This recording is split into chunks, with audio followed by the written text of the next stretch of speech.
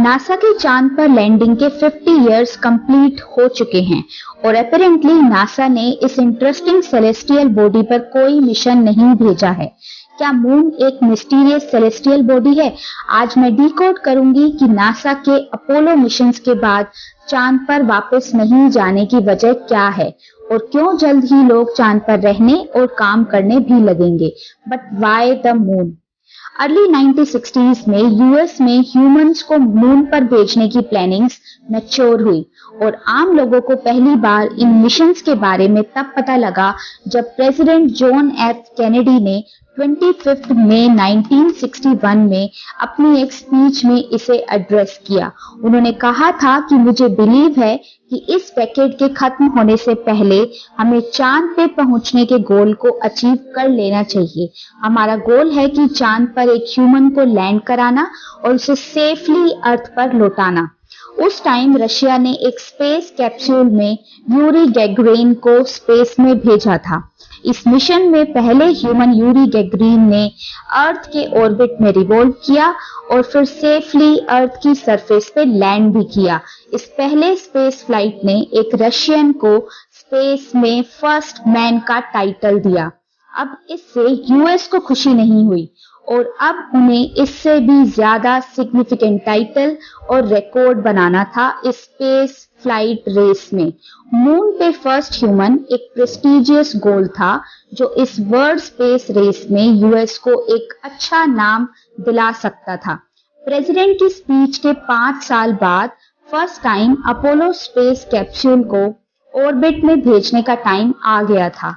27 जनवरी 1967 को actual rocket की launch से पहले फ्लोरिडा के केप कैनावेरल स्पेसपोर्ट में एक ग्राउंड एक्सरसाइज की गई जो 3 मैन क्रू के लिए एक हार्मलेस टेस्ट सपोज किया गया था, बट वो एंड हुआ एक ट्रेजेडी के साथ। कई घंटे तक क्रू स्पेस कैप्सूल में फंसा रहा और उसमें आग लग गई। स्पेस कैप्सूल का ओपनिंग मैकेनिज्म फेल हो गया और एस्ट्रोनॉट्स गस ग्रिसम, एडवर्ड एच वाइट और रोजर बी चैफी की अपोलो 1 के लॉन्च होने से पहले ही डेथ हो गई। यूएस शॉक में था, लेकिन प्रेसिडेंट कैनेडी अपने लूनर प्रोग्राम के साथ आगे बढ़ते रहे और बस 18 मंथ्स के बाद अपोलो 7 ने ह्यूमन क्रू के साथ अर्थ का सक्सेसफुली रोटेशन किया। हमें बस एक्चुअल मून लैंडिंग याद है, लेकिन उससे पहले बहुत सारे टेस्ट फ्लाइट्स और अपोलो मिशन चलाए गए थे। फर्स्ट ह्यूमन मून लैंडिंग के लिए 1969 मार्च में फर्स्ट क्लाइमैक्स आया, जिसे आज सभी लोग भूले हुए हैं। अपोलो 8 क्रू फर्स्ट एस्ट्रोनॉट्स थे जिन्होंने सबसे पहले मून के डार्क साइड को देखा था। पैरानॉर्मल स्टडीज और इस फील्ड के एक्सपर्ट्स ये बोलते हैं कि इस मिशन का एक बहुत स्पेशल पर्पस था। अपोलो 8 को इस मिशन में मून की डार्क साइड को एग्जामिन करने के लिए भेजा गया था। मून की एटर्नली डार्क साइड टेलीस्कोप से नहीं देखी जा सकती थी और उस समय पहले ही रूमर्स थे कि मून की फार साइड पर कुछ इविल छुपी हो सकती थी।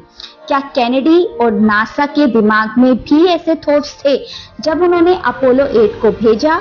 हम आज प्रोबेबली क्लैरिफाई कर पाएंगे। Officially astronauts Frank Borman, James Lovell और विलियम एंडर्स ने रिपोर्ट किया कि जब वो मून ऑर्बिट में थे तब कुछ भी नोटिसेबल नहीं देखा गया। कुल मिलाकर 10 बार मून पे सब सेफ माना गया। फर्स्ट ह्यूमन फ्लाइट उस डिस्टेंस के ऊपर सक्सेसफुल हुई थी और फर्स्ट ह्यूमन लैंडिंग के रास्ते में कुछ भी नहीं था। उसी मंथ अपोलो 9 क्रू ने अर्थ की ऑर्बिट में स्पेस शटल से उतरकर लैंडिंग कैप्सूल में ट्रांसफर करने का टेस्ट किया।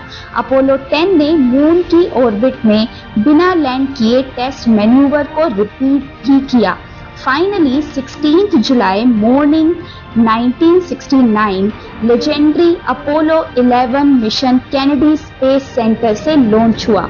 उसके बोर्ड पर 2 एस्ट्रोनॉट्स थे, बज एल्ड्रिन और नील आर्मस्ट्रॉन्ग। स्पेस के थ्रू 76 आवर्स ट्रेवल के बाद अपोलो 11 19 जुलाई को मून की ऑर्बिट तक पहुंच गया। Next day 1:46 PM local time पर टेक्सास कंट्रोल सेंटर में लूनर मॉड्यूल, जिसमें आर्मस्ट्रॉन्ग और एल्ड्रिन थे, कमांड मॉड्यूल से अलग हो गया। 2 घंटे बाद लूनर मॉड्यूल ने मून के साउथ वेस्टर्न एज पर लैंडिंग की। आर्मस्ट्रॉन्ग के words Eagle has landed history बन गया। जब उन्होंने पहली बार लूनर सरफेस पर कदम रखा तब उनके वर्ड्स थे, that's one small step for man but one giant leap for mankind. 19 minute के बाद एल्ड्रिन लूनर सरफेस पर दूसरे इंसान बने एंड रेस्ट वाज हिस्ट्री। इसके बाद 6 और अपोलो मिशंस हुए, जिनमें से 5 की मून पर सक्सेसफुली लैंडिंग हुई।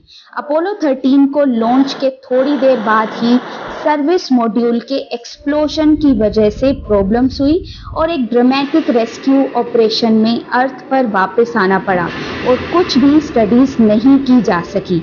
दिसंबर 1972 में अपोलो एस्ट्रोनॉट्स यूजीन सेनान और हैरिसन मून पर पैर रखने वाले लास्ट ह्यूमंस थे। तब से 50 साल से नासा से कोई भी आदमी मून पर नहीं गया। ऑफिशियली नासा ने फाइनेंशियल और साइंटिफिक रीजंस के साथ और स्पेशली इस फैक्ट के साथ कि मून पर 6 सक्सेसफुली लैंडिंग हो चुकी हैं, लूनर रिसर्च को खत्म कर दिया गया। So this was the reason that NASA ने इतने सालों में मून पे कोई मिशन क्यों नहीं भेजा। मून मिशंस के बाद स्पेस ने नासा साइंटिस्ट को ज्यादा एक्साइटिंग गोल्स ऑफर किए, जिन्हें ह्यूमंस ने नहीं बल्कि प्रोब्स की हेल्प से सोलार सिस्टम के रिमोट एरियाज को एक्सप्लोर करना था, जिससे अननोन प्लैनेट्स को डिस्कवर किया जा सके। मून पर रिसर्च की जा चुकी थी और यहाँ तक कि उस टाइम तक लोगों का इंटरेस्ट भी मून में काफी कम हो गया था। जहाँ अपोलो 11 के लैंडिंग को 530 से 600 मिलियन लोगों ने देखा था, वहीं अपोलो 17 की लैंडिंग के लिए केवल कुछ ही मिलियन लोगों ने ही ट्यून इन किया था। एक्सपर्ट्स के बीच में भी ये रूमर था कि नासा को बार बार अपना लक आजमाने की इच्छा नहीं थी। अपोलो 13 ने स्पेस इंडस्ट्री को डरा दिया था। एस्ट्रोनॉट्स के लॉस की पॉसिबिलिटी भी हर अपोलो मिशन में शामिल थी। अपोलो 11 के बहुत सालों बाद ही गवर्नमेंट ने फिल्म फुटेज जारी करवाया, जिसमें रिचर्ड निक्सन ने एस्ट्रोनॉट्स आर्मस्ट्रॉन्ग, एल्ड्रिन और कॉलिंस के लिए प्रशंसा की थी। उन्हें डर था कि कहीं टेलीविजन स्टेशन इमीडिएटली निक्सन के प्री टेप्ड मैसेज को रिस्पॉन्ड ना कर दें।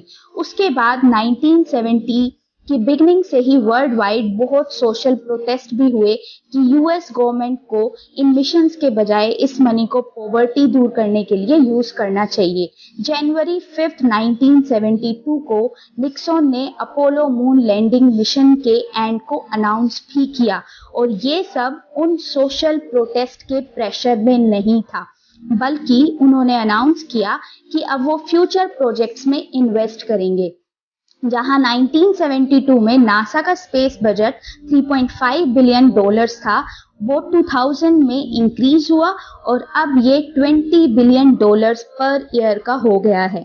और अब कोई सोशल प्रोटेस्ट भी नहीं होता इन प्रोजेक्ट्स के अगेंस्ट में।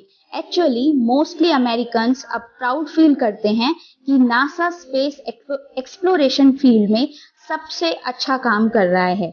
बट नासा आर्टेमिस मिशन के अकॉर्डिंग फिर से मून पर ह्यूमन लैंडिंग कराने को रेडी है 2024 में। But why again moon? The reason is its mysterious composition. Researchers के अकॉर्डिंग मून कभी एक प्लैनेट हुआ करता था। स्ट्रेंज क्रैक्स, मून क्वेक्स और वाटर की अवेलेबिलिटी भी यही इंडिकेट करती है कि मून पर लाइफ पॉसिबल है। इन सब टॉपिक को स्टडी करने के लिए ही नासा आर्टेमिस मिशन मून पर भेजने वाली है। शायद मून पर भी लाइफ की पॉसिबिलिटी है या नहीं।